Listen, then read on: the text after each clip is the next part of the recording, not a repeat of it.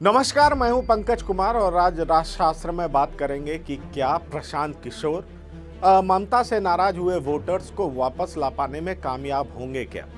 मैं सबसे पहले आपके सामने जिक्र करूंगा टाइम्स नाउ और सी वोटर सर्वे के परिणाम का कि उन्होंने अपने सर्वे में क्या कहा है। उन्होंने अपने सर्वे में ये कहा है कि 41% के आसपास लोग हैं जो कि बीजेपी को पसंद करते हैं, जबकि 39% के आसपास लोग टीएमसी को पसंद करते हैं। जाहिर तौर पर यह फासला अब बीजेपी और टीएमसी के बीच में बढ़ता जा रहा है, जबकि मुख्यमंत्री के रूप में ममता बनर्जी सबसे ज़्यादा लोगों के द्वारा पसंद की गई हैं। 54% लोग उनको पसंद करते हैं, जबकि बीजेपी के मुकुल रॉय को तकरीबन 22% लोग पसंद करते हैं। हाँ, ये बात और है कि 31% ऐसे भी लोग हैं जो सामने आए जो ममता के काम से नाराज हैं। अब सवाल उत्पन्न होता है कि जो 1.5% का आंकड़ा लोकसभा चुनाव में था, उससे बीजेपी आगे निकल गई है, मतलब बीजेपी का अपर हैंड है।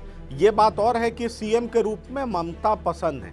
तो प्रशांत किशोर अब क्या करने वाले हैं कि ममता ही नहीं, उनकी पार्टी भी बीजेपी से ऊपर नजर आए। तो ध्यान देने वाली बात यह है कि उत्तरी बंगाल और पश्चिमी बंगाल, जहां पर अनुसूचित जाति और जनजाति के लोग हैं, जिनकी वजह से माफ करिएगा बीजेपी काफी सीटें जीत पाई थी, उसको मनाने में लग गए हैं प्रशांत किशोर। कई कार्यक्रम कर रहे हैं और उसके जरिए वो टीएमसी के प्रति रिझाने में लगे हुए हैं। और ऐसे ही एक कार्यक्रम में ममता बनर्जी पहुंची थी और उन्होंने ये कहा कि आपके वोटों से बीजेपी 18 सीट जीत पाने में कामयाब हुई, लेकिन उसने आपके लिए किया क्या। तो जाहिर तौर पर जो द्वारे सरकार प्रोग्राम चला करके और जिस तरह से प्रशांत किशोर की इंडियन पॉलिटिकल एक्शन कमेटी लगी हुई है, 10 लाख लोगों को जाति प्रमाण पत्र तक दिलाया गया है, तो एक बार फिर अनुसूचित जाति और जनजाति को रिझाने में लगी हुई है ममता की टीम। और माफ करिएगा, मैं ममता की टीम के लिए ही काम कर रहे हैं, टीएमसी के लिए ही प्रशांत किशोर काम कर रहे हैं, जो कि उनको रिझाने में लगे हुए हैं। अब इम्पॉर्टेंट बात यह है कि बीजेपी के वोट बैंक में क्या प्रशांत किशोर सेंधमारी करवाने में कामयाब हो पाएंगे क्या, ये एक बड़ा सवाल है। क्योंकि सर्वे फिलहाल जो अभी लेटेस्ट सर्वे है वो कुछ और कर रहा है, जबकि प्रशांत किशोर की स्ट्रैटेजी बहुत साफ है। वो ये है कि अनुसूचित जाति और जनजाति के बीच सेंधमारी की जाए।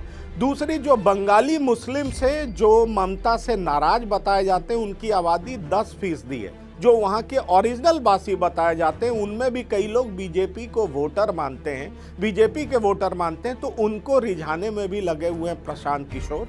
और तीसरी बड़ी बात यह है कि जो 4 जिले हैं जो मुस्लिम बाहुल्य माने जाते हैं, माफ करिएगा 5 जिले हैं जहां 65 सीटें हैं विधानसभा की, तो वहां भी प्रशांत किशोर की नजरें हैं। तो सरकारी कार्यक्रम के जरिए अनुसूचित जाति और जनजाति को वापस खींचना, दूसरा बंगाली मुस्लिम्स में फिर से इनरोड बनाना, जो वहाँ के ओरिजिनल वासी हैं जो बीजेपी की तरफ मूव करने लगे हैं, जैसा कि लोकसभा चुनाव के परिणाम से पता चलता है।